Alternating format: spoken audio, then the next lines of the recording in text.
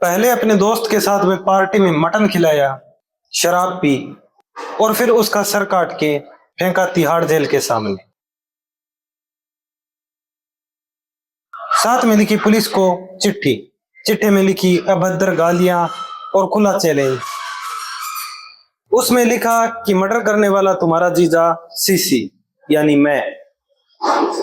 तो नमस्कार दोस्तों, हम आज बात करते हैं एक दिल्ली के सीरियल किलर की। तो उसने किस लिए कत्ल किया अपने दोस्त का और कितने कत्ल किए? क्या उसने फेमस होने के लिए कत्ल किया? क्या उसकी दोस्त से कोई पुरानी रंजिश थी इसलिए कत्ल किया? तो देखते हैं सिलसिलेवार कहानी। तो आइए हमारे साथ। दिल्ली के हैदरपुर बादली के एक छोटे से गांव की संकरी सी गली के अंतिम छोर पर एक टूटा फूटा सा मकान। बात है 19 अक्टूबर 2006 की। शाम का वक्त था, करीब 10 बज रहे थे।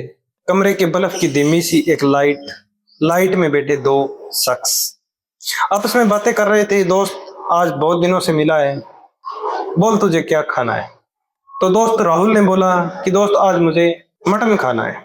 तो गहरी सांस लेते हुए शख्स बोला, चल तू थोड़ी देर बैठ, मैं मटन लेके आता हूं। इतना कह के वो शख्स चला जाता है और 15 से 20 मिनट बाद मटन लेके वापस आता है। मटन पकाते हैं और फिर खाते हैं। रात के करीब 12 बज गए और इस बीच दोनों लगातार शराब पी रहे थे। फिर दोनों ने मटन और रोटी खाई। खाने के बाद जैसे ही राहुल ने प्लेट को खिसकाई तो उस शख्स ने पूछा कि कैसा लगा तुम्हें मटन? तो राहुल ने बोला कि दोस्त आज तो दिल खुश हो गया, जिंदगी में पहली बार ऐसा मटन खाया है। तो उस शख्स ने बोला तुम बैठो, मैं अभी आता हूं, तुम्हें सजा देनी है। तो राहुल बोला कि दोस्त तुम्हारी मजाक करने की लगता है आदत गई नहीं है। वो शख्स एक कोने की तरफ चल पड़ा और करीब 2 मिनट बाद आता है। 2 मिनट बाद उसके हाथ में एक रस्सी थी और बातें करते करते राहुल के हाथ पैर बांधने लगता है। राहुल ने सोचा कि नशे की हालत में शायद मजाक कर रहा होगा, तो उसने बोला दोस्त मजाक मत कर। राहुल भी हंसते हंसते बोल रहा था, भैया मजाक क्यों कर रहे हो? तभी उस शख्स ने नानचक निकाला और राहुल की गर्दन पे रख दिया और रखते ही उसने खींचना शुरू कर दिया।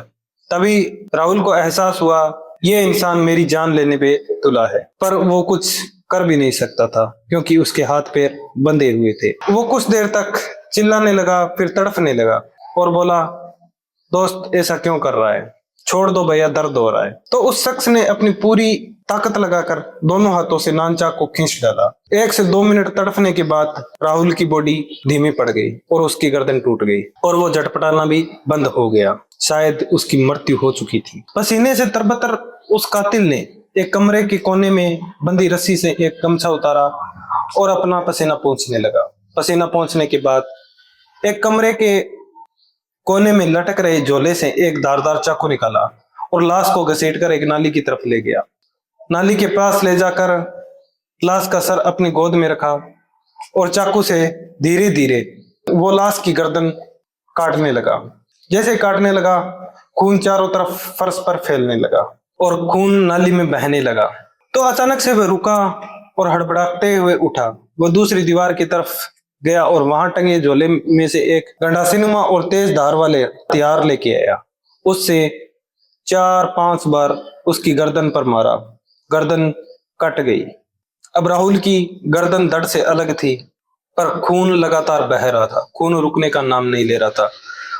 वो अंदर गया और फिर कुछ अखबार और कुछ बच्चों के कपड़े लेके आया। कपड़ों से धड़ को अलग से बांधा, पर फिर भी खून नहीं रुक रहा था। फिर अखबार से उसको पलटा, फिर भी नहीं रुक रहा था। और फिर एक प्लास्टिक की बोरी लेके आया। उसको उसके ऊपर बांधने पर खून शायद थोड़ा रुक गया। फिर लाश को अलग अलग टुकड़ों में किया और एक प्लास्टिक की बोरी में डालकर एक कटोरे में रखा। कटोरे में रखकर वो कुछ देर सोचने लगा और वापस से हड़बड़ाकर उठकर वह एक कॉपी और एक पेन लेके कुछ लिखकर उस लाश वाले कटोरे में डाल दिया। रात के करीब 3 बज चुके थे। घर के बाहर एक इंजन वाली रेहड़ी खड़ी थी। उसने झटपट उस कटोरे को अपने सिर पर रखा और रेहड़ी पर लाद दिया। रेहड़ी लेकर कमरे को ताला लगाकर वो घर से निकल चुका था। हैदरपुर बादली आउट रिंग रोड साइड से वो चला गया। वो तिलक नगर की ओर जा रहा था। तो रास्ते में उसकी रेहड़ी खराब हो गई। वो कुछ देर इधर उधर देखता है तो उसे एक मंदिर दिखाई देता है। उस रेहड़ी को खींचकर उस मंदिर की तरफ ले गया और रेहड़ी को वहीं छोड़ दिया। टोकरे को सर पे उठाया और रोड के किनारे जाके खड़ा हो गया। कुछ देर बाद डीटीसी की एक बस आई, उसे हाथ देकर रुकवाया और बस में चढ़ गया। लाश वाला टोकरा सीट के नीचे रख दिया। तिलक नगर बस स्टॉप आते ही वो टोकरा लेकर उतर गया। उसने वहां से उतरने के बाद कुछ वेट किया। वहां पर एक ऑटो आया। ऑटो लेके और ठंडी हवा की झपकियां लेते हुए 3 से 4 किलोमीटर आगे चला। आगे चलने पर उसकी नजर तिहाड़ जेल पर पड़ी तो वहीं ऑटो को रुकवा लिया और कहा कि दोस्त अब मैं चला जाऊंगा। उसको ऑटो का किराया दिया। वहां से वह उतर गया। उस टोकरे को सर पर उठाया और वहां से चल दिया। कुछ दूर चलने के बाद में तिहाड़ जेल का गेट नंबर 3 था। तो उसे याद आया कि यहाँ तो बलबीर सिंह तैनात है। 20 से 25 कदम और चलने पर कुछ झाड़ियां थी। झाड़ियों के पास उस टोकरे को रख दिया। अब सुबह के 7:30 बज चुके थे। तिहाड़ जेल के पास हरिनगर थाने में फोन की घंटी बजती है। ड्यूटी ऑफिसर बाल किशन फोन उठाते हैं। उधर से बद्दी बद्दी गालियां दे रहा था। बाल किशन सोच रहे थे सुबह सुबह कोई मजाक कर रहा है, तो वो भी पलटकर गालियां देने लगा। फोन कट गया। फिर 100 नंबर पे कॉल आता है और आवाज आई, सुन ठुल्ले, तिहाड़ जेल के गेट पे 2 निठल्ले पुलिस वाले बैठे हैं। जाकर उन्हें बोलो कि देखिए तिहाड़ जेल के पास झाड़ियों में एक टोकरा है, टोकरे में लाश पड़ी है और ये मर्डर मैंने किया है। अगर पकड़ सको तो पकड़ लेना। ऐसा तो होशियार सिंह ने तुरंत 2 कांस्टेबल को आवाज लगाते हुए कहा, तिहाड़ जेल के 3 नंबर गेट के बाहर कोई लाश पड़ी है, देखो। दोनों कांस्टेबल भागते हुए गए और 3 नंबर गेट के पास में देखा तो एक टोकरे में कुछ पड़ा था। तभी हरिनगर थाने के इंस्पेक्टर सुंदर सिंह यादव भी वहां पहुंच गए। उन्होंने कांस्टेबल से कहा कि खोलो, इसमें क्या निकलता है।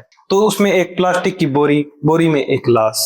दोनों कांस्टेबल उस लाश को निकालने में जुट गए। लाश निकली तो सभी पुलिस वाले चौंक गए। सोचा कि खूनी ने पहले खून किया और फिर थाने में फोन करके धमकी दी कि मुझे पकड़ सको तो पकड़ लो, ऐसा कौन हो सकता है। फिर आगे देखा तो धड़ सिर से अलग थी, सिर गायब था। अखबार में प्लेटी हुई वो धड़ और छोटे बच्चों के कुछ कपड़े थे। फिर लाश को पलट के देखा तो उसमें एक चिट्ठी थी। चिट्ठी एक टूटी फूटी हिंदी में लिखी हुई थी। उसमें सबसे पहले तो दिल्ली पुलिस को बद्दी बद्दी गालियां लिखी। फिर कहा, अब कान खोलकर सुन लो सारे दिल्ली पुलिस वालों, इतने दिन तो मैं नाजायज केस झेलता रहा, लेकिन अब मैं हकीकत में मर्डर किया है। तुम मुझे पकड़ सकते हो तो पकड़ कर दिखाओ। मैं समझूंगा कि तुम सारे के सारे दिल्ली पुलिस वाले ऊपर से नीचे तक स्टाफ अपने असल माँ बाप के हो, वरना नहीं हो। अगर तुम मुझे नहीं पकड़ सकते तो यह सिलसिला ऐसे ही चलता रहेगा। लाश को पलट कर देखा तो लाश के एक हाथ पे अमित नाम का टैटू था और दूसरे हाथ पे भगवान शिव और बिच्छू का एक टैटू बना हुआ था। थोड़ी देर बाद एसएचओ होशियार सिंह का फोन बजा। आवाज आई, लाश का क्या किया। एसएचओ होशियार सिंह ने बोला कि भाई साहब तुम कौन हो। उधर से आवाज आई, अच्छा तो तुम भाई साहब पर भी आ चुके हो। इंस्पेक्टर सुंदर सिंह ने होशियार सिंह के फोन को गुस्से से लेते हुए कहा, अरे ओ बदमाश, कौन है तुम? बदतमीज, सुन ले, मेरा चैलेंज है तुझे, मैं तुम्हें पकड़ के दिखाऊंगा। खिजकती हुई आवाज में, अच्छा तो तुम इंस्पेक्टर बोल रहे हो, तुझे मेरा चैलेंज है कि तुम मुझे पकड़ कर दिखा।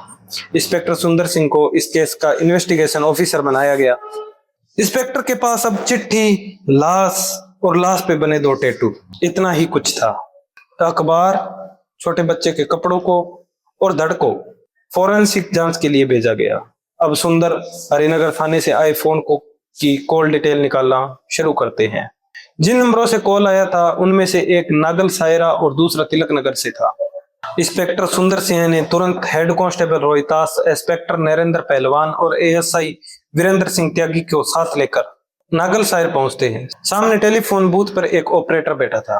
हेड कांस्टेबल रोहितास ने कड़क आवाज में पूछा, क्या सुबह सुबह यहाँ पे कोई कॉल करने के लिए आया था? लेकिन ऑपरेटर नशे में धुत था। उसने कहा, साहब कोई आया तो था पर मुझे याद नहीं। इंस्पेक्टर सुंदर यादव ने टीम को साथ में लेकर तिलक नगर जाने की स्कीम बनाई। वो तिलक नगर पहुंचते हैं। वहां टेलीफोन बूथ, वहां पर ऑपरेटर राम बाबू चौरसिया बैठा था। इंस्पेक्टर ने कड़क आवाज में पूछा, क्या कोई आदमी आया था यहाँ पे सुबह सुबह कॉल करने के लिए? ऑपरेटर बोला साहब एक आदमी आया था, बातचीत से बिहार का लग रहा था और फोन कॉल करने के बाद में 12 रुपए दे के गया है। इंस्पेक्टर ने पूछा क्या तुम पहचान पाओगे? तो राम बाबू ने बोला कि साहब मैं पहचान तो लूंगा पर फोटो दिखाने पर। इंस्पेक्टर ने तुरंत कांस्टेबल रोहितास को बोला कि एक स्केच आर्टिस्ट को बुलाओ और एक स्केच बनवाओ। अब कौन था वो आदमी जिसने अपने दोस्त को मारा, पहले मटन खिलाया, शराब पिलाई, अच्छी पार्टी की और उसे मारा? क्या राहुल के साथ में उस व्यक्ति की कोई रंजिश थी पुरानी? क्या उसने दिल्ली पुलिस से कोई हिसाब था पुराना? क्यों रखा उसने तिहाड़ जेल के सामने लाश से भरा टोकरा? और उसने चिट्ठी में 2003 के किस केस का जिक्र किया था? क्या उसने पहले भी कोई मर्डर किया हुआ था? और चिट्ठी में सीसी लिखने का क्या मतलब था? पूरी कहानी को देखते हैं अगले भाग में। तब तक के लिए जय हिंद, जय भारत मेरे दोस्तों। और हाँ, आप मेरे वीडियो कहाँ कहाँ से देखते हैं, अपने शहर का नाम कमेंट बॉक्स में जरूर लिखिएगा। जय हिंद, जय भारत। ये सच्ची घटनाएं होती है जो हम आपके लिए लेके आते हैं। हमारा मकसद यही है कि हम जनता को अगवाह करें इन घटनाओं के बारे में। तो चलिए दोस्तों, अगले पार्ट में मिलते हैं।